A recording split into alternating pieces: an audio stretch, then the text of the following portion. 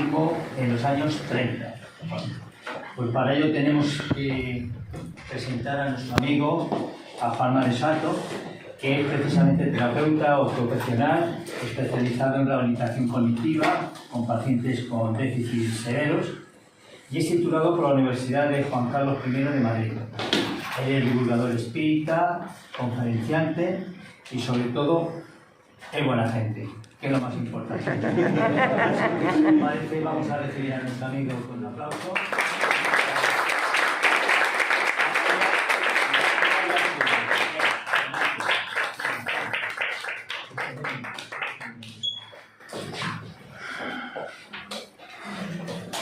Bueno, pues muy buenas tardes a todos y bienvenidos un viernes más a vuestro centro espírita de confianza. Hoy estoy muy contento de estar aquí ante todos nosotros porque vamos a tocar dos temas que personalmente me llenan mucho. Por una parte vamos a trabajar y a tratar el tema del cine, más concretamente del cine clásico y más concretamente el cine de los años 30. Y por otra parte vamos a hablar de espiritismo. Que muchos de vosotros podéis pensar, pero bueno, ¿qué tiene que ver una cosa con la otra? Pues tiene mucho que ver, ¿o no? Ya lo veremos. Si os soy sincero, esta conferencia pues estaba programada para marzo del 2020, fijaos, pero ya sabéis lo que pasó durante ese mes. Así que, bueno, me la guardé y precisamente hoy, quería compartirla con todos vosotros. Quiero agradecer, para empezar, a todos los que un día como hoy se han acercado a un lugar como este, a conocernos, en el que hablamos de todo, de nada, de lo trascendente, de lo intrascendente. Así que espero que paséis una buena tarde. Es un placer, la verdad es que estar tan bien acompañado en este viaje que nos hará retroceder casi un siglo, hacia una década muchas veces desconocida para todos nosotros. Una década de grandes cambios sociales, políticos y económicos, en la que se asentaron las bases de la conocida sociedad del bienestar, aunque entre comillas esto del bienestar. Pero antes de comenzar a desarrollar el contenido de la conferencia de hoy, en la que, como no, hablaremos de mucho cine, me gustaría puntualizar una serie de premisas básicas para entender lo que es el espiritismo serio a día de hoy, puesto que sé que muchas personas nos visitáis por primera vez y sé que la concepción que muchas veces tenemos del espiritismo, tal y como aparece en las películas, series de televisión, etcétera, etcétera, pues dista bastante de lo que es. Como muchos ya sabéis, el espiritismo surge a mediados del siglo XIX de la mano de Allan Kardec, traductor, filósofo, profesor y escritor francés que se dedicó a sintetizar la doctrina espírita, dando como resultado los 5 libros básicos del espiritismo. Ya sabéis, el libro de los médiums, de los espíritus, el cielo y el infierno, el evangelio según el espiritismo y la Génesis. A partir de este momento, y partiendo del conocimiento que estos libros nos proporcionaron y nos proporcionan a día de hoy, el espiritismo ha seguido desarrollándose, adaptándose a la propia evolución del hombre, a sus propios intereses, puesto que el espiritismo se encuentra en constante transformación. De todas formas, os emplazo a ver un sinfín de conferencias en internet, las podéis ver, que tratan más en profundidad el tema de la historia del espiritismo, por si os interesa indagar más. Yo, en el día de hoy, quiero centrarme en el espiritismo, pero desde un punto de vista más personal, ligado al desarrollo individual de cada uno de nosotros, porque el espiritismo es diferente en cada uno de nosotros, puesto que cada uno tiene sus experiencias previas, tiene sus conocimientos y tiene su forma personal de ver la vida. Siendo sincero, cuando empecé a estudiar y entender o intentar entender muchos de los libros que os acabo de comentar con anterioridad, se me abrió una puerta hacia algo que nunca pensé que lograría alcanzar. Y no estoy hablando sobre el típico conocimiento sobre la vida eterna o sobre estas frases motivacionales tan ridículas que constantemente recibimos a través de WhatsApp. No estoy hablando de eso. Estamos hablando de respuestas a esas preguntas que uno siempre se hace. El por qué estoy aquí, el dónde estaré mañana. Eso yo creo que es algo inherente al ser humano. Destacar también que en el espiritismo no tenemos ningún tipo de dogma de fe, es decir, no se nos obliga a creer por creer. No es necesario ni vestir de negro, no es necesario gastarnos medio sueldo en velas negras. De hecho, aquí veis que ni hay velas negras, ni hay oscuridad, ni nada que se le parezca. Pero claro, entonces, ¿cómo sabemos si vamos por el buen camino espiritualmente hablando? ¿Tenemos que haber visto a 5 espíritus o haber vivido 3 materializaciones? Pues no, nada que ver. El espiritismo, aunque suene raro y un poco viejuno, es como el amor, y lo explicaré a continuación. Por eso, aunque las personas acudan a un centro espírita en busca de preguntas sobre qué hacer cuando se nos presenta un espíritu, es cierto que en nuestra casa puede aparecer cierto ectoplasma, podéis hablar con mi abuela fallecida hace 50 años, pues os quedáis muy sorprendidos porque es que eso no es el espiritismo serio que hacemos. Entonces, muchas veces nos preguntáis, entonces, ¿cómo creéis en la existencia de espíritus? Porque los espíritus no se pueden cuantificar. A día de hoy, la ciencia todavía no da cabida a los espíritus. Pues es un poco como el amor que os decíamos antes. El amor se puede ver, el amor puede cuantificarse, puede medirse de alguna forma, o es algo que todos sentimos en nuestro interior de forma subjetiva. Pues lo mismo es el espiritismo. Se basa en la evidencia personal y subjetiva de gran parte de los fenómenos que acontecen. Por eso, muchas veces, si os intentan convencer de cualquier cosa, negarlo con rotundidad. Todo debe basarse en las propias experiencias personales. Aquí nadie tiene la verdad absoluta de nada. Nadie. Es por ello que el espiritismo puede considerarse más que nada como una filosofía o una forma de entender la vida, que no impone absolutamente nada, pues todo se basa en el pozo individual que cada uno de nosotros traigamos en la mochila, por así decirlo. El espiritismo no es aquello a la que uno acude con afán de ver moverse una puerta o hablar con un espíritu de mi actriz favorita. Pues no. Quien busque fenómenos per se, pues le puedo recomendar una larga lista de películas, El Ente, El Más Allá, 13 fantasmas, que seguro que satisfacirán sus necesidades de ver este tipo de pruebas. El espiritismo se basa en la caridad, en la ayuda a los demás y en el conocimiento que desde el mundo espiritual nos proporciona. El fenómeno vende libros, crea audiencia, pero no es espiritismo. Igual que un arroz blanco no puede ser considerado paella, por mucho que una paella contenga pozo. Nada que ver. Por todo ello, y resumiendo este inicio tan intenso que he tenido con vosotros, me gusta siempre decir que el espiritismo es algo que debe vivir cada uno de nosotros, que te modifica por dentro y que te hace evolucionar de su mano. ¿Cuánto tiempo hace falta para esto? ¿Qué más da? No nos importa. Uno, a lo largo de toda su vida, va aprendiendo, porque lo importante no es el destino, sino el trayecto que se haga. Pero vayamos al lío, venga, y establezcamos las bases de todo lo que hablaremos durante la tarde de hoy. Pues, a lo largo de la conferencia, analizaremos un periodo muy convulso en la sociedad, centrándonos sobre todo en los primeros años de la llamada Edad de Oro de Hollywood, que no es más que un reflejo del modelo de sociedad imperante en la época. Es fácil ver cómo el cine influye tanto a nivel individual como a nivel social. No solo influye en algo temporal como modas y costumbres, sino que en acontecimientos a más largo plazo, acontecimientos políticos o económicos. El cine, por lo tanto, no es un mero medio de entretenimiento, sino que en muchos casos es una forma de llegar a ser mejores personas.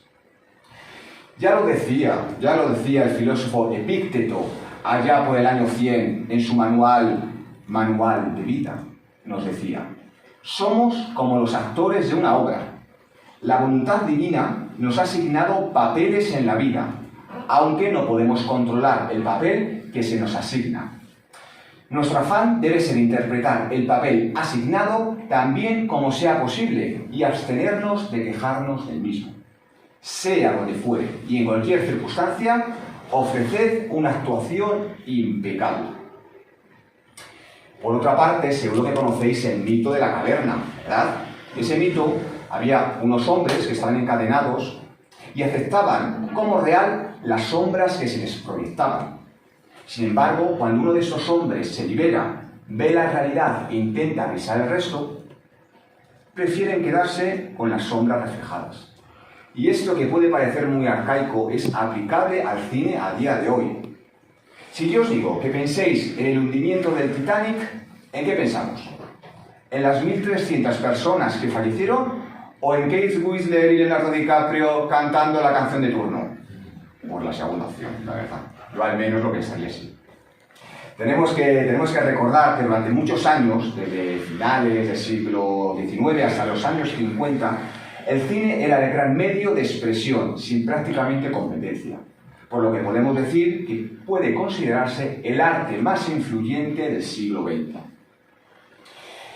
Os voy a poner un par de ejemplos de ello. En 1942, Ana Frank, esa niña que supuestamente escribió determinado libro, cuando la detuvieron, ¿qué creéis que cogió en ese momento?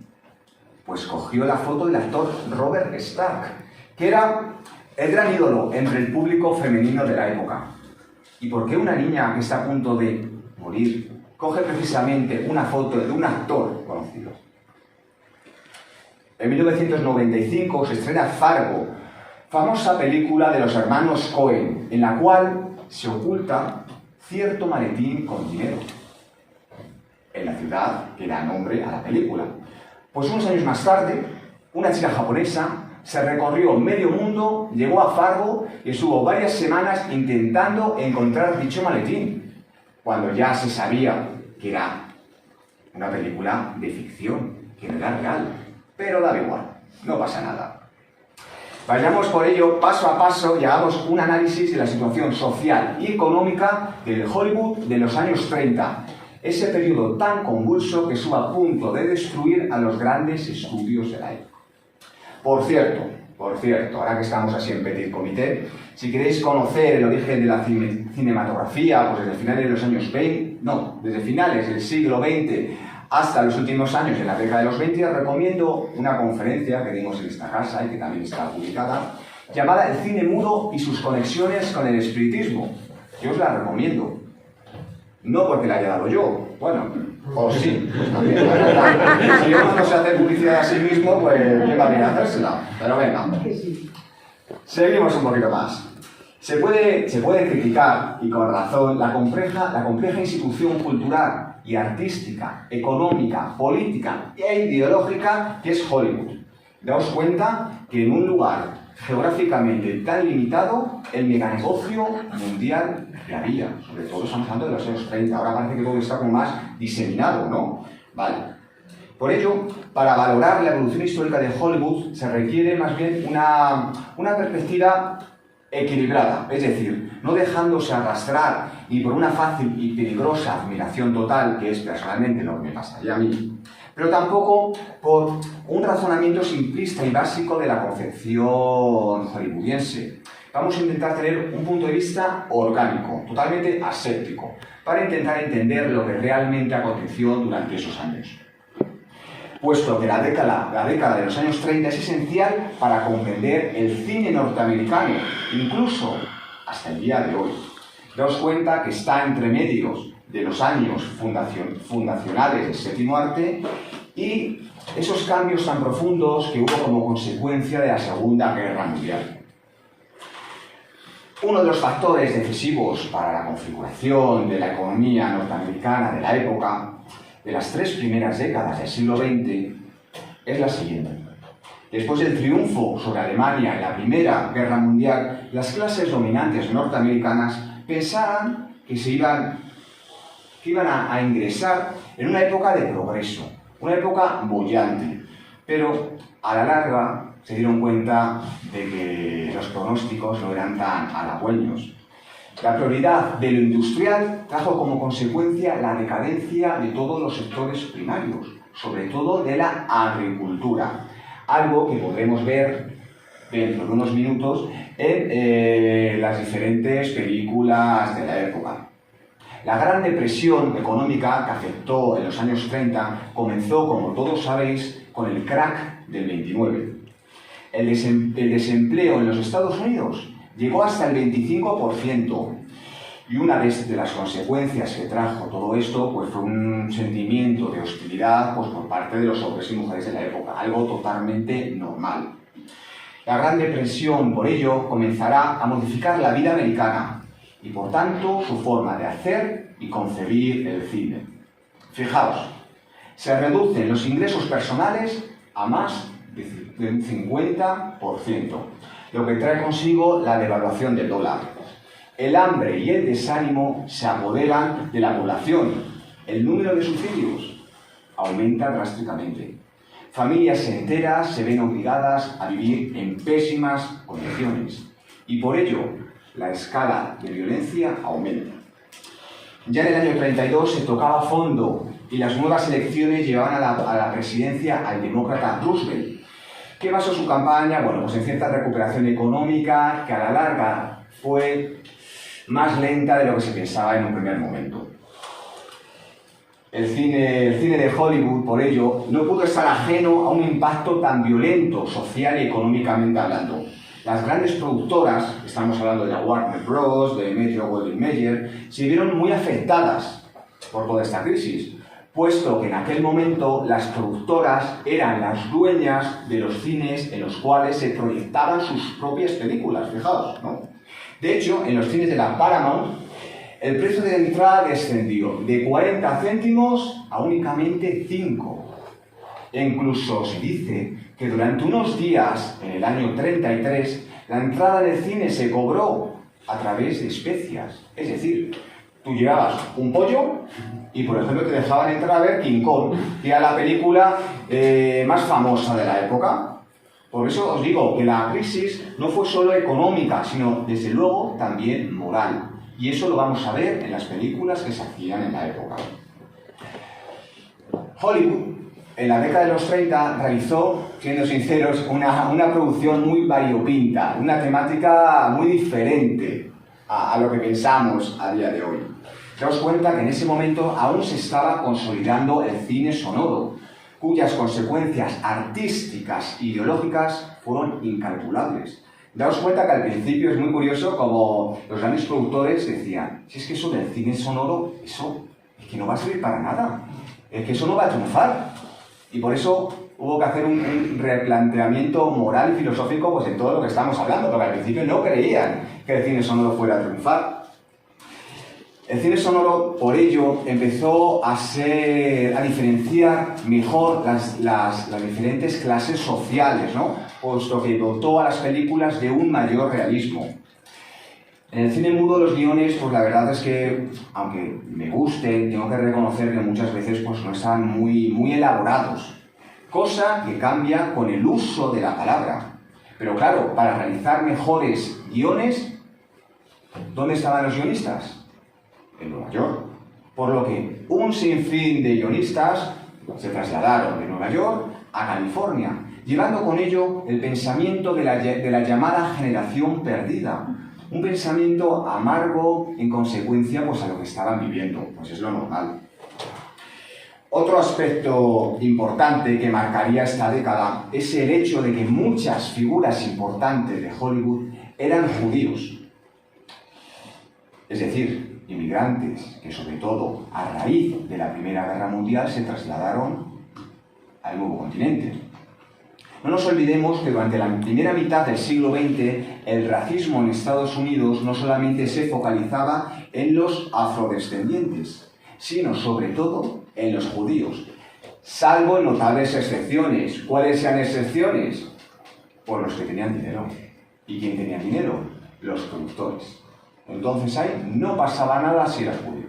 Igual que si eras actor y eras judío, pues tampoco pasaba nada. Como aquí tenemos a Johnny Weissmuller y Edward G. Robinson.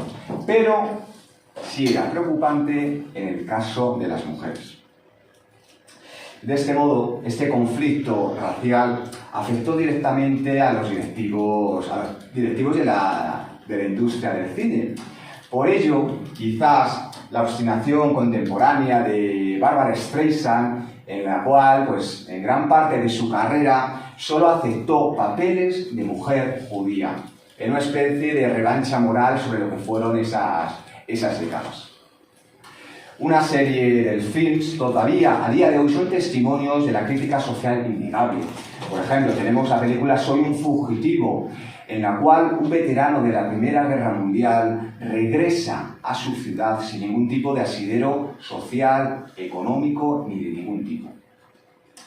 Estuvieron muy de moda películas como Susan Lennox, película del 31 con la grandísima Greta Garbo, en la cual encarnaba a una de tantas mujeres que, acorraladas por la crisis, no se decaían los anillos por realizar la prostitución. La lista de este tipo de films es larguísima. Tenemos, pues, por ejemplo, Amor en Venta del 31 con Joan Crawford, La Pecadora también del 31 con Constance Bennett. De hecho, fijaos, la revista Variety, muy influente en aquella época, comentó que este tipo de films eran los que más dinero recaudaban. ¿Por qué? Porque las mujeres se veían reflejados en ellos. Por todo ello, y como consecuencia de la nueva moral reinante y la nueva forma de ver y expresar toda aquella realidad que asolaba a los hombres y mujeres de la época, se puso en marcha un código moral que transformó por completo la industria del cine. Un código que durante más de 30 años puso al límite el ingenio de los guionistas, con tal de evitar esta censura. Ya veremos ejemplos de lo que estoy diciendo. El código Hays, que es el hombre ese que tenemos aquí tan simpático, estuvo vigente del año 34 al año 68. El cine, como toda expresión artística, no tardó en generar polémica. ¿Quién no ha escuchado eso de los locos años 20? Pues todos, claro que sí. A los controvertidos argumentos que pudieran aparecer en la pantalla, se sumaban los escándalos de actores y actrices de la época. La prensa sensacionalista de la época fue un hervidero de todo tipo de tribulaciones, plagadas de asesinatos, drogas, sexo e incluso muerte. La Meca del cine era representado como un escenario de depravación y de inmoralidad. Con el propósito de evitar la intervención gubernamental y favorecer la autorregulación de los propios estudios, se decidió crear en 1922 un organismo para restablecer la buena imagen de Hollywood. En 1929 se elaboró un código de normas que, después de ser revisado por los diferentes estudios, fue adoptado un año después. Estas normas, además de sugerir una serie de preceptos aleccionadores de carácter general, están enfocados a preservar la moral de las películas, trazando una enorme lista de pautas que había que vigilar. De este modo, escenas de pasión fueron reducidas a la mínima expresión. Manifestaciones como besos y abrazos eran cronometrados directamente. El matrimonio era una institución que había que salvaguardar. Los crímenes en pantalla debían mostrarse, pero sin exhibir ningún tipo de brutalidad. Y el uso de armas quedaba reducido al mínimo indispensable. El empleo del lenguaje, pues obviamente, si era percibido como una ofensa a la religión, era eliminado. Estos son algunos de los ejemplos, ¿no?, que marcaban el código. Otras normas, además, que nos pueden resultar muy curiosas, eran sobre todo las referidas al desnudo. En ese sentido, la vestimenta de la mujer, o la falta de ella, era supervisada minuciosamente. Las transparencias o telas que marcaban el cuerpo de la mujer, impensables en la época. En los hombres, enseñar el vello del pecho, prohibido completamente. Esto, yo creo que esas observaciones tienen más que ver con el carácter más inflexible de los censores. Y a día de hoy esa larga estela de puritanismo se puede ver en el cine americano. Fijaos qué curioso. La misma película se rodaba 2 veces. O más bien, se rodaban diferentes escenas para cada película. En una de ellas, la mujer podía enseñar el ombligo. Entonces, como ya era una locura enseñar el ombligo, era destinada al público europeo. En cambio, en la película americana esa escena se eliminaba. Y eso a día de hoy hace que muchas escenas de este tipo se hayan perdido, pero es muy curioso, es muy curioso. Es cierto que durante los primeros años de vigencia de este código, pues bueno, la verdad es que no se tuvo muy en cuenta hasta que apareció la Gran Depresión. Y los estudios no podían permitirse más pérdidas. ¿Más pérdidas por qué? Porque ciertos sectores católicos e inversores influyentes empezaron a hacer boicot a todas estas películas. Por lo tanto, el código se tuvo que acatar sí o sí a partir de 1934. Los años de permisividad del 30 al 34 es lo que llamaremos el Hollywood precódigo. Y es el Hollywood que vamos a tratar en la tarde de hoy. A la postre, la demanda de tramas más realistas y la evolución de la sociedad económica americana dictaminó la desaparición de este código a finales de los años 60. Y a día de hoy, bueno, pues tenemos el típico sistema de clasificación por edades que ya todos conocéis. Por todo ello, por todo aquello comentado, me gustaría que nos centráramos pues, en lo que hemos dicho, en el periodo precódigo. En estos años, estas reglas eran más permisivas, no había tanto problema a la hora de realizar cine. Y es un lustro de verdadera riqueza argumental. Y personalmente, y desde mi punto de vista, fueron unos años impresionantes cinematográficamente hablando. La variedad de tramas alcanzó unas cotas que a día de hoy es impensable. A día de hoy, entre remakes, películas de Disney y películas de superhéroes, no nos salís de ahí. De hecho, en aquel momento empezaron a ser los guionistas los principales estrellas de los estudios. Tengamos en cuenta que hay una escasez de medios y recursos, así que las grandes producciones pues, tenían que gozar pues, de ese ingenio de los años 30. El cine se convirtió en estos años en una válvula de escape de una sociedad oprimida por las deudas, el paro y la incertidumbre. El público asistía al cine como en busca de una herramienta de evasión para olvidar momentáneamente pues, esos problemas cotidianos que acabamos de hablar hace unos minutos. El cine permitía soñar con un presente lleno de risas, de fiestas y de situaciones cómicas. Por eso podemos decir que en este momento fue un refugio de los problemas de la población. Todo ello trajo consigo la renovación de las estrellas de la época. Hasta ese momento, las estrellas de los años 20 eran vistas como figuras inaccesibles, llenas de riqueza, de opulencia. Y en cambio, en esta década ya se empezaba a ver, pues, actores, actrices que podían recorrerte pues, a tu vecino, a tu vecina, de tal forma que uno pudiera verse más reflejado con lo que estaba viendo, que era uno de los porqués de este tipo de cine.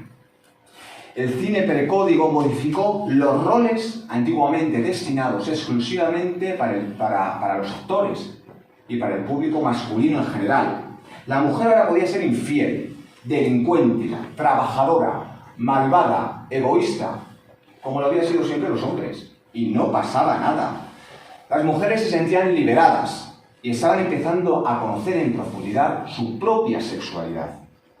El público de la época, pues obviamente se sentía fascinado por estas mujeres, porque de cierta forma se sentían representados por ellas. Lo dicho, las películas gozaban de un amplio registro temático, algunas de ellas tabús a día de hoy. De hecho, el adulterio no era siempre castigado. Las uniones de hecho estaban a la orden del día, incluso entre 3 y 4 personas. No pasaba nada. La delincuencia, eran héroes los delincuentes. Las prostitutas lo eran con todas las letras. Incluso había algún personaje homosexual, fijaos, hace un siglo. Una locura. O no una locura. Tendría que haber sido así, pero bueno. Teniendo en cuenta el contexto en el que nos vamos moviendo y después de haber dado unos pespuntes para ser conscientes del periodo en el que nos encontramos, me gustaría matizar un pequeño asunto. Cuando hablamos de un momento histórico, de cualquier época, siempre el ser humano inherentemente tendemos a comparar la situación de hoy con el pasado.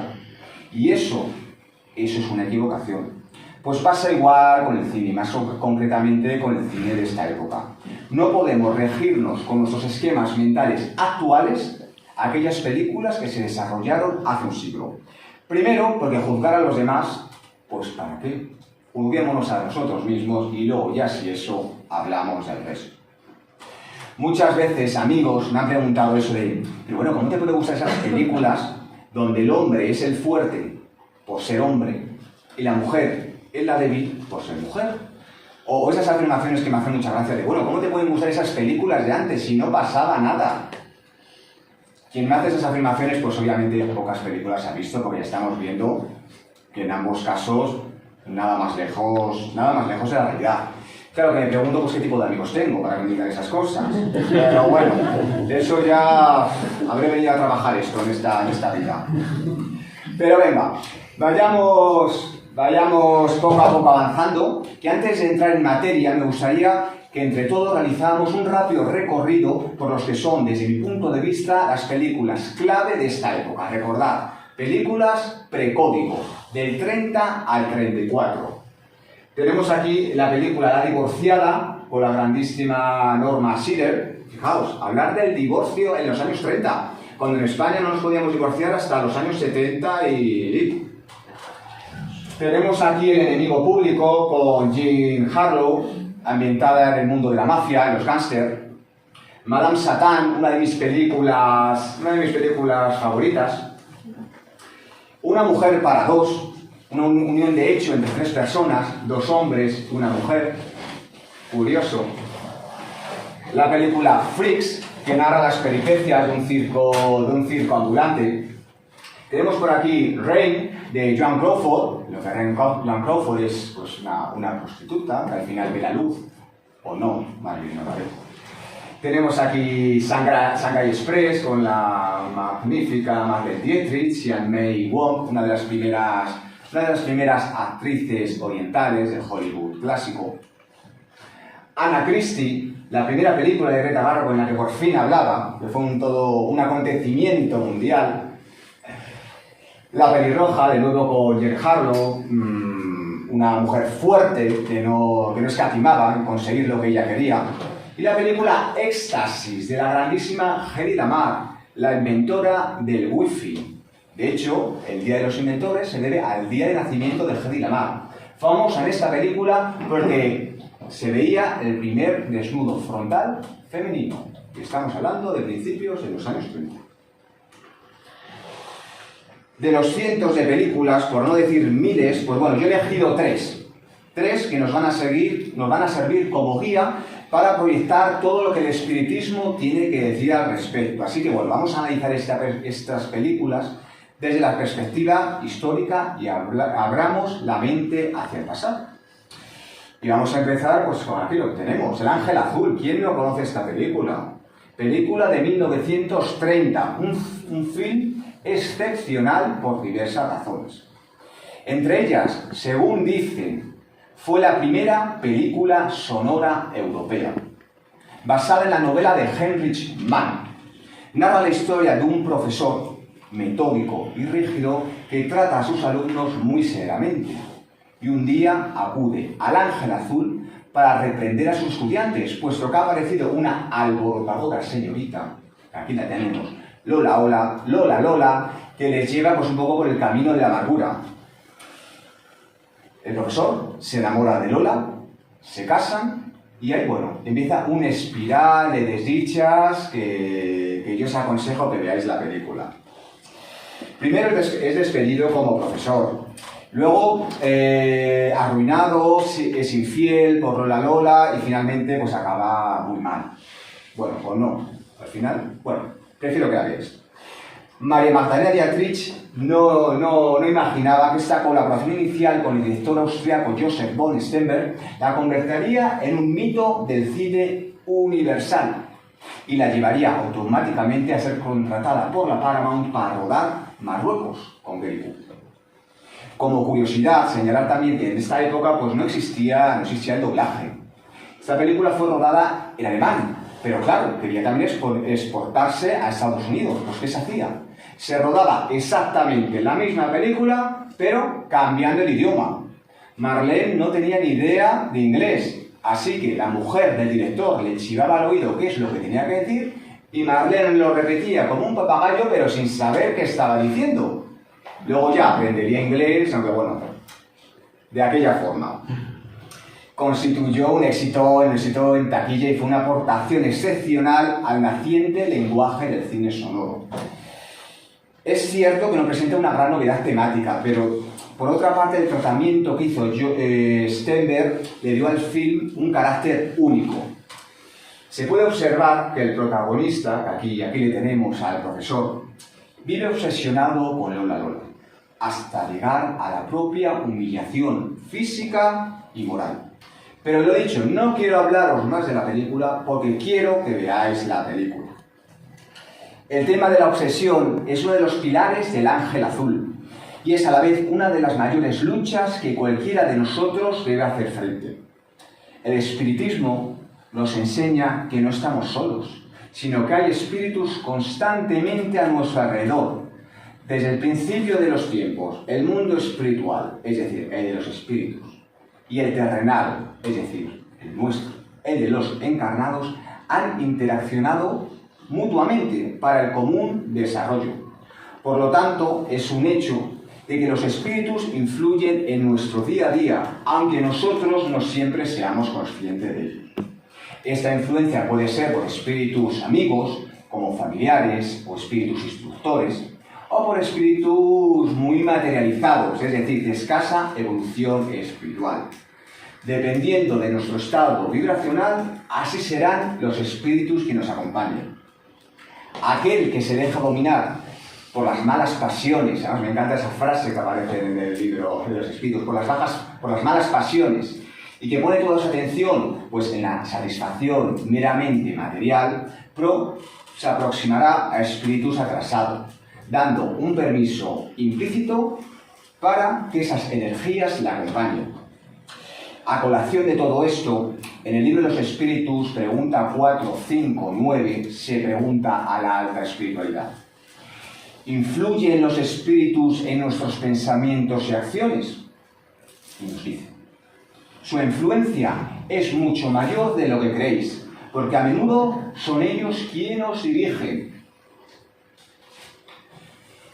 Por otra parte, decir que para que se pueda producir una obsesión, sea del tipo que sea, es imprescindible que haya un grado de conexión entre el obsesor y el obsesado, algo que facilite el enlace entre ambos.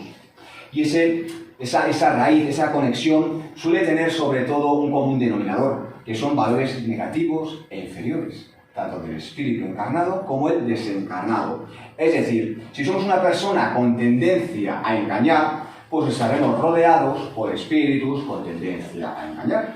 O cualquier persona que tenga cualquier tipo de adicción, pues se rodeará con espíritus que tengan dichas adicciones. La Tierra, debido al actual estado evolutivo, es todavía un planeta de orden inferior, un planeta muy terrenal, de expiaciones y pruebas, puesto que la mayor parte de los que nosotros convivimos en un planeta como este, pues todavía nos queda mucho por aprender. Vivimos en este tiempo más que nunca inmersos en un universo en el que no hay fronteras entre la dimensión física y la dimensión espiritual. Es nuestra mente la que genera una serie de pensamientos, una serie de vibraciones que hace que se nos acerquen unos espíritus otros. Es decir, los espíritus que tengan nuestra misma frecuencia o franja vibracional estarán siempre a nuestro lado, para bien o para mal. Así que entendemos que esos espíritus que nos rodeen pues sean pues para bien, obviamente. Cualquier pensamiento, cualquier deseo, Cualquier acción nuestra, por muy rápido que se produzca, siempre se elabora en nuestra mente. Por eso que cualquier acto no hace más que confirmar cualquier pensamiento que tengamos. Por lo tanto, podemos decir que el pensamiento expresa la propia esencia de la persona. En definitiva, somos lo que pensamos. Como consecuencia de esto, pues hombre, tenemos que ser consecuentes y conscientes y asumir que los espíritus que nos rodean nos pueden influir de muy diversas maneras. Beneficiándonos, sí, perjudicándonos, también. La influencia de un espíritu sobre nosotros, lo dicho, depende de cada uno de nosotros. Pero claro, ¿qué podemos hacer contra esta influencia negativa? ¿Qué podemos hacer para luchar contra este tipo de obsesión? Es una de las preguntas que nos hacemos. Y es una de las preguntas que les trasladamos en las mesas mediúmnicas a los espíritus. Y ellos nos reiteran que el medio más eficaz para luchar contra esa obsesión es estudiar pues, lo que son los libros espíritas, es decir, por lo que nos dicen los espíritus. La oración. Y la oración, no quiero que pensáis como la oración, que a mí también me da un poco grima cuando digo la oración. Esto de vamos a rezar. No. Vamos a ser sinceros con nosotros mismos. Vamos a hablar con algo si hay más allá, pero de forma sincera, sin más. ¿Que es un familiar que ha fallecido antes que nosotros? Pues lo hacemos, no pasa nada. Es una conversación sincera con algo que posiblemente no veamos. Todos a estas alturas de la vida sabemos de qué pie cojeamos. Sabemos lo que está bien y lo que está mal. No necesitamos que ningún tipo de espiritualidad o ningún tipo de libro religioso nos diga qué es lo bueno y qué es lo malo. Yo creo que todos ya lo sabemos. Y si no lo sabemos y necesitamos acudir a este tipo de filosofías, pues a lo mejor es que no hemos hecho todo lo que debiéramos. Así que yo os recomiendo, si de vez en cuando tenéis ese tipo de pensamientos que decís, ay, pues es que no son propios de mí, pues si no queréis a lo mejor leer textos espíritas, pues que a lo mejor os superan al principio, pues salir a dar un paseo, escuchar una canción, hablar con los amigos, pues eso siempre ayuda, porque nos hace evadirnos, pensar en otras cosas. De todas formas, de nuevo, porque a mí siempre me gusta emplazaros a otras conferencias, hace poco más de un mes, tuvimos aquí una conferencia muy interesante sobre los obsesores de Víctor M. Fernández, que yo os la recomiendo. Vayamos a la siguiente película. Hablamos de Babyface, Carita de Ángel, que se dijo en español. Película del 33. Este film, a lo mejor al contrario que el anterior, puede no ser muy conocido para la mayoría de vosotros, así que voy a realizar un pequeño resumen. En una ciudad industrial, Babyface, la rubita de aquí, trabaja en la cantera como camarera en la cantina de su padre, donde aprende las malas artes de la seducción. Su padre muere y se traslada a Nueva York, donde aprovechará su experiencia para engatusar a los hombres para subir socialmente. Bien, podríamos comentar que es una película bastante controvertida sobre una mujer que llevará a la ruina a los hombres, pero como por contra, los hombres también la llevarán a la ruina a ella.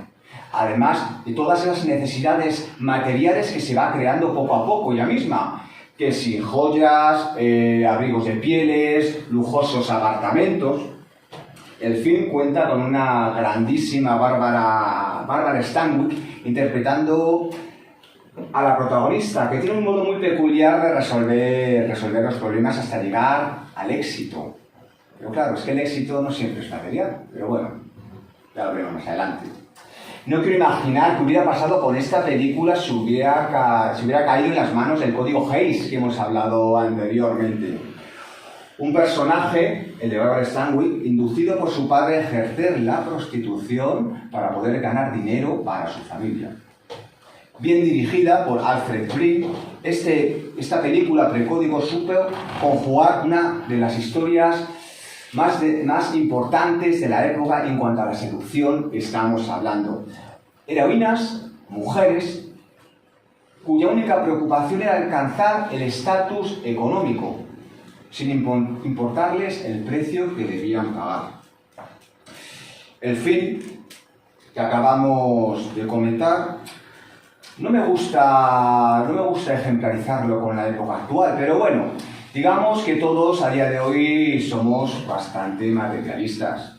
¿Por qué negarlo? Si algo nos caracteriza es el apego por el mundo material, como le pasaba a la protagonista de la película. Y no es algo malo. Todos estamos encarnados dentro de la materialidad y es normal preocuparnos por lo que tenemos y por lo que dejamos de tener. No nos engañemos, si aquí trabajamos o hemos trabajado 40 horas semanales, pues a ver, no es por amor al arte, sino es para conseguir cierta remuneración económica que respalde nuestro mundo material. A todos nos gusta comer, vestir e incluso de vez en cuando irnos de vacaciones si nos dejan. Es lo habitual. Pero claro, todo tiene su límite y los excesos nunca son buenos. Nuestra amiga Babyface pues había pasado una infancia y adolescencia faltas del apego necesario para valorar lo que era o no era verdaderamente importante. Por lo tanto, hasta cierto punto, pues es normal que quisiera tener pues esa solvencia económica, la cual podemos ver en la película. Por ello, el materialismo en sí no es ni bueno ni malo. Lo que sí es nocivo es el cómo ese materialismo nos puede afectar en nuestro día a día. En esta ocasión quiero hacer referencia a la pregunta 715 del libro de los Espíritus, en cual se pregunta: ¿cómo puede el hombre conocer el límite de lo necesario? Y nos dice: el sabio lo conoce por intuición, muchos a través de la experiencia.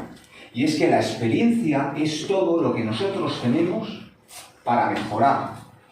A través de la experiencia todos nos equivocamos, todos nos caemos, pero debemos aprender de ella para seguir mejorando.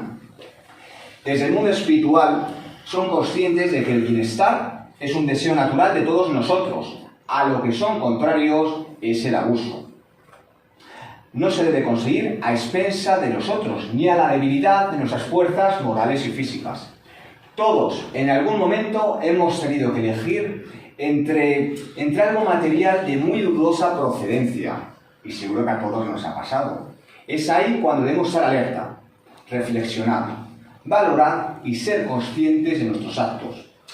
Pero no os creáis que esto afecta únicamente a nosotros, a los encarnados. No. En este mundo, en el mundo espiritual, hay miles de espíritus aún vagando ligados a lo material. Es un hecho que sucede mucho más de lo que pensamos. Debemos partir de la premisa de que tal cual somos aquí, así seremos una vez desencarnamos. Si somos unas personas generosas, pues cuando desencarnemos, pues seremos igualmente generosos. Pero si somos unas personas apegadas al dinero, agarrás que se dice, de esos que constantemente están pidiendo favores a todos, pero que cuando le pides un favor, si te he visto no me acuerdo, pues cuando desencarnemos, pues seremos exactamente iguales, al menos en un primer momento. Luego ya pues iremos evolucionando, claro que sí. De esta forma, los miércoles y sobre todo los martes, que es cuando hacemos un poco las sesiones mediúmnicas más serias, es muy común encontrarnos con espíritus que, aun sabiendo que han desencarnado, es decir, que han fallecido, no quieren dar el paso y despegarse de la materia. Recuerdo el caso de una mujer que había fallecido y que no quería separarse de sus joyas, pues había sido una herencia familiar y sus hijos no iban a valorarse como era debido. De modo que ya 20 años pues custodiando la caja fuerte en la que se encontraban las joyas. Fijaos lo difícil que es intentar razonar con esa mujer y que sea consciente de que eso es algo que ya pasó. Esto es algo complicado. Y como adoctrinadores, que es a lo que llamamos a las personas que hablan con los espíritus, debemos tener mucho cuidado, mucha empatía. Debemos intentar que el espíritu comprenda la situación en la que se encuentra, pero jamás sin presionar ni imponer. Pero yo os digo que es complicado. Al final lo conseguimos, pero yo os digo que es un caso que es más frecuente de lo que pensamos.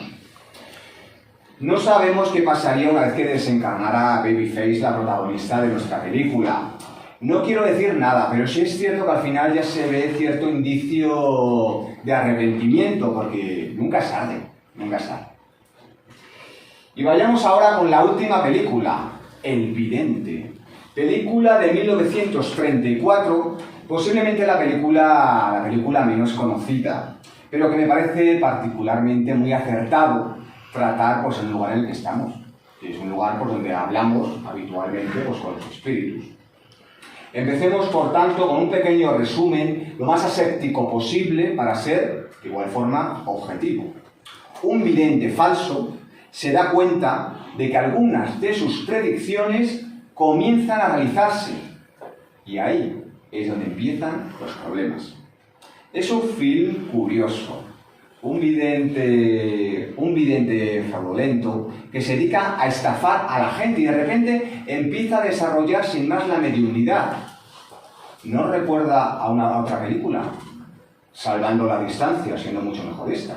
Pero Ghost, pues bueno, también va por ese camino, aunque bueno, mucho más ñoña que esta. Es importante que seamos conscientes de la perspectiva social de la época en la que nos encontramos. Crisis financiera, como consecuencia del final de la Primera Guerra Mundial. Conflictos militares, sobre todo con Sudamérica. Es muy común que, por lo tanto, la gente de a pie quisiera saber más. Quisiera saber sus seres queridos que habían ido a la guerra, si iban a regresar, si iban a encontrar el amor, si esos negocios que habían empezado finalmente iban a resurgir. Todos eran dudas y preguntas. Y en esos momentos tan caóticos, el número de mediums se disparó. Como un buen chocolate con churros en los días de frío. Porque claro, es un claro ejemplo de la ley de la oferta y la demanda. Y antes de nada, me gustaría que muchas veces se empleara la palabra medium y vidente, y no es lo mismo. Medium es todo. Y vidente es en función de la mediumnidad que tengas. Uno es vidente cuando su mediumnidad es visual. Pero no una está implícita en la otra, ¿de acuerdo? Porque muchas veces confundimos un poquito los términos. Vale. Durante la película podemos comprobar que el protagonista es el primer sorprendido de ese don adquirido, como nos dice él. Y en cuanto se le presenta la ocasión, no duda en aceptar una cuantiosa remuneración económica pues, para sacar tajada de su nueva situación, claro que sí. La trama se precipita y es acusado de usar la evidencia para su beneficio propio, generando una mayor riqueza. Por lo tanto, un mayor reconocimiento social. Madre mía, ¿cómo me suena esto? Pero bueno, ese es uno de los grandes peligros de la mediunidad. El ego, del que hablaremos más adelante. La película, fijaos, fue realizada en el 34, meses antes de que el código Hays fuera mucho más estricto. El protagonista, una vez que vio la película, se enfadó mucho. Porque había una escena que habían eliminado. Una escena en la que el vidente hablaba con las madres de unos soldados que habían fallecido. Imaginaos la escena. Normal que la censuraran. ¿O no? No tan normal. Todos los que nos conocéis habéis podido comprobar pues, que todo lo que aparece en las películas, pues, series y diferentes programas de televisión, lo que dista de la realidad. El ser humano es cierto que de forma inherente siempre reniega de lo desconocido, porque lo desconocido da miedo. ¿Y hay algo que dé más miedo que el hablar con los espíritus? Como aficionado al género del terror que soy, pues me encantaría un día entrar a casa y encontrarme pues, ectoplasma moqueando por las paredes, o notar como una fuerza sobrenatural me empuja a través del pasillo cual poltergeist. Pero no, las cosas es que no funcionan así. Y en el mundo espiritual, pues es que aún menos. Todo es más sencillo o más complicado, dependiendo de cómo lo veamos. Sencillo, porque la mediunidad no tiene que ser visto como algo excepcional, puesto que se basa en una evolución natural que se ha sido reflejada en las diferentes culturas a lo largo de la historia. La energía siempre tiende a la transformación. Es una de las principales leyes de la física. Pero claro, ahí es cuando llega lo complicado. Las experiencias que vivimos deben servirnos para nuestra propia mejora personal, no para ser el centro de atención en nuestro grupo de amigos. Siempre hay un amigo que te encuentra una experiencia. Pero bueno, chico, ¿qué has aprendido de ello? No me cuentes la historia, que la historia la veo en las películas. ¿Qué has aprendido de ello? Lo importante es interesarnos en cómo esa experiencia nos ha transformado por dentro, cómo nos hizo replantearnos los pilares que teníamos hasta ese momento. El fenómeno solo es el vehículo para nuestro progreso. La mediunidad, la verdadera mediunidad, no la que se ve en televisión, no es un plato de buen gusto. Una vez superado el desconcierto inicial, nos damos cuenta de que se abre ante nosotros un arduo trabajo, un aprendizaje constante, de estudio y sobre todo de responsabilidad. Y además he querido usar esa palabra, responsabilidad. Los médiums son el nexo de unión entre el mundo espiritual y el mundo material. Es como si fuera el teléfono. Cuando tú hablas con tu amigo, ¿qué es lo importante? ¿Lo que tu amigo te cuenta o el teléfono en sí? Pues esto es lo mismo. Esto es lo mismo. En muchas ocasiones decimos que estamos rodeados por espíritus de nuestra misma franja vibracional. Es decir, si una persona como yo, sarcástico, nervioso y un poco borde, pues ¿de qué espíritus está rodeado? Pues obviamente pues espíritus que sean como yo, aunque bueno, dicen que soy incluso buena persona, pero eso ya lo mantenemos al margen, pero no quiero entrar en esas cosas. Pero claro, si hay determinadas personas que utilizan el mundo material para llenarse los bolsillos, comprarse chaletes y enjollarse cual árbol de Navidad, pues imaginaos de qué tipo de espíritus estarán rodeados. ¿De espíritus de conocimiento? Pues no, chica, no. La verdad es que no. Pero bueno, la alta espiritualidad no entra en esas cosas. Cada uno en esta encarnación tiene sus cartas y conocemos las reglas del juego. Así que cada uno que haga lo que crea oportuno. En el libro de los mediums, punto 226, se le pregunta a los espíritus si aquellos mediums que no hacen buen uso de su mediunidad o que no se instruyen a través de ella, que se sufrirán ciertas consecuencias. Y ellos son muy claros también, nos dicen que sí, que serán doblemente castigados, pues aquel que ve con claridad y tropieza es más censurable que el ciego que cae en la zanja. Y cuando hablamos de castigo, entenderme. No nos vayamos a las primeras escenas de Conan, ahí todos con el látigo dándose. No estamos hablando de ese castigo, sino que cuando nosotros desencarnemos, seremos nosotros mismos lo que tendremos que ser jueces de lo que hicimos y de lo que no hicimos. ¿Por qué no vamos a tener un Dios superior que nos va a decir, tú has hecho bien, subes al cielo, tú mal, bajas, tú, regulán? No. Cada uno de nosotros sabemos lo que es mejor y lo que es peor. Así que nosotros somos los que tomamos las decisiones. Pero es que, claro, a ver, es que esto de hablar de los espíritus, pues es que es muy goloso, muy goloso. Y cuando aparece el hecho de poder hablar con los espíritus, pues al igual que sucede en la película, pues aparece el ego. El ego es inherente al ser humano. A todos nos gusta, en mayor o menor forma, pues ser reconocidos. Hoy, a ver, si yo llego aquí a una conferencia y no venís nadie, pues digo, joder, pues mi ego se resiente. Pero vale, entenderme, ¿no? Lo que quiero decir. Porque el hablar con los espíritus, pues en cierta forma nos hace diferentes y hace ganar mucho dinero y mucho reconocimiento social, puesto que abrimos muchas puertas, pero a la larga esas puertas tenderán a cerrarse. Los que nos conocéis sabéis que es un tema recurrente, el hacer buen uso del trabajo, de las comunicaciones con los espíritus. Y hemos explicado las consecuencias de nuestro comportamiento de hoy en el mañana. Pero el espiritismo siempre se basa en la ley del libre albedrío. Es decir, cada uno es el actor principal de su vida, para bien o para mal. Cada uno nos equivocaremos, pues sí, pero aprenderemos de esas equivocaciones. Eso es como cuando éramos pequeños y nos decían, Antoñito, no toques la plancha que te quemas. Y al rato, Antoñito, no toques la plancha que te quemas. Y al rato, Antoñito, toca la plancha y se quema. Porque por mucho que nos digan, debemos ser nosotros los que aprendamos a través del error. Lo que es correcto y lo que no es correcto. Porque debemos muchas veces experimentar aquello que queremos aprender.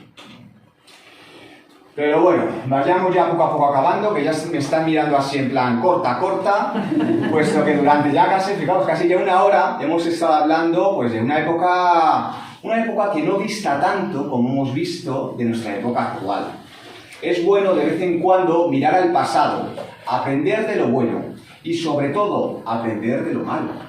De ahí la importancia de la historia. Debemos aprender de la historia, puesto que conociéndola conseguiremos evolucionar, que yo creo que es uno de los objetivos que todos nosotros tenemos a día de hoy, ¿no? En la medida de lo posible, evolucionar para sacar la mejor versión de nosotros mismos.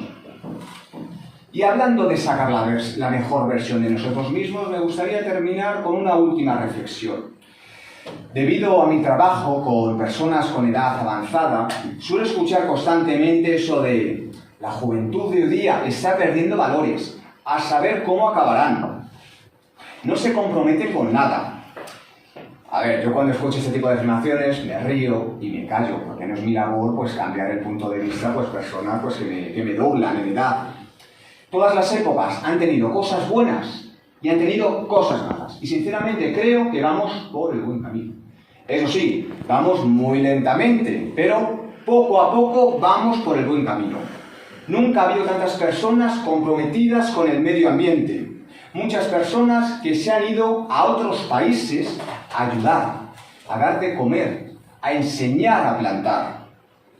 Cada vez más personas estudian profesiones sanitarias para así mejorar la calidad de vida de todos los que nos rodean. Y además esto me hace mucha gracia. Durante la pandemia, hay los sanitarios, un aplauso. Hay los reponedores, un aplauso. Los peluqueros, un aplauso. Ha pasado la pandemia y esos sectores que recibieron el aplauso siguen con sus mismas pocas remuneraciones económicas, sin el poco reconocimiento social que se merecen. ¿Dónde están ahora esas personas que aplaudíamos? Pues siguen siendo, socialmente, están ahí.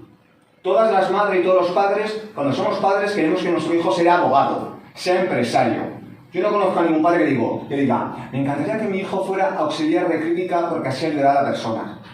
Somos nosotros los que estamos implementando ese sentimiento de que lo importante es conseguir un trabajo que nos dé dinero, no un trabajo que nos haga crecer como personas. Yo ahí lo dejo porque creo que es importante. Por otra parte, en nuestro día a día, cuando vemos las noticias, cuando hablamos con las personas, siempre tendemos a retener lo que son las malas noticias, las noticias negativas, aquello que nos perturba. ¿Cuánto cambiaría todo si enfocáramos de otra forma y nos basáramos en lo positivo, en las cosas buenas que pasan mucho, pero que no nos damos cuenta porque no les damos importancia? Hoy aquí veo jóvenes, gente que se hace preguntas, personas que no tendrían que estar aquí con nosotros y sin embargo están, nos escuchan, dan su opinión, interactúan y se esfuerzan día a día por seguir aprendiendo. Entonces, ¿no es la sociedad tan solo el reflejo de lo que somos cada uno de nosotros? Pensémoslo. Muchas gracias.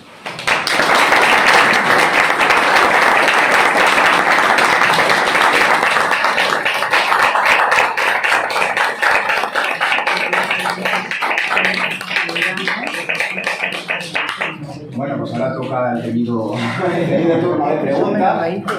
Si alguien tiene algún tipo de pregunta rápida, lo que sea, yo desde luego os recomiendo, si podéis, ver las películas que hemos mencionado, sobre todo si no estáis muy duchos en este tipo de cine, que veréis pues cómo os sorprende las tramas que en ellas se plantean. Y bueno, si tenéis alguna pregunta también referente pues, al tema del espiritismo, que es un poco pues, la excusa con la que trabajamos aquí. ¿Alguna pregunta?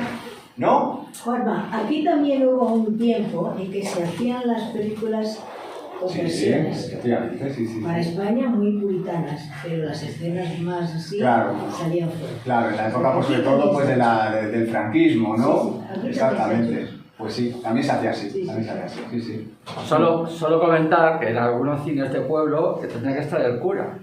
Y se había una imagen que no, él mismo hacía la censura poniendo la mano delante del proyector. Sí. Eso lo he oído, no lo he llegado a ver porque no... Efectivamente, o se recortaban los negativos de la película. De tal forma que muchísimas películas de esa época no han llegado a día de hoy, se han perdido. Porque además utilizaban materiales pues, que con el paso del tiempo pues, se han terminado, pues eso, perdiendo. Pero sí, es muy curioso cómo la sociedad y el cine siempre han ido de la mano.